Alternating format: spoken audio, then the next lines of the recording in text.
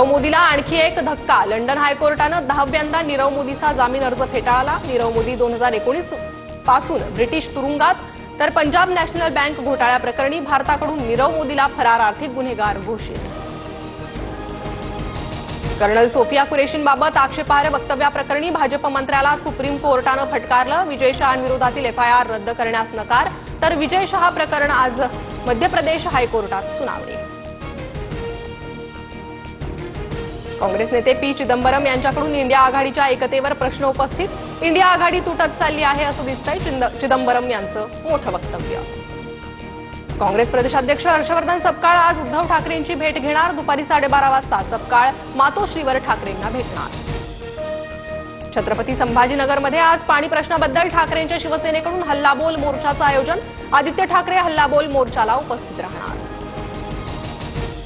उपमुख्यमंत्री अजित पवार आज बारामती दौऱ्यावर। डोर्लेवाडी येथे अजित पवार सभेला संबोधित करणार, तर सणसर येथे छत्रपती कारखान्याच्या सांगता सभेला उपस्थित राहणार।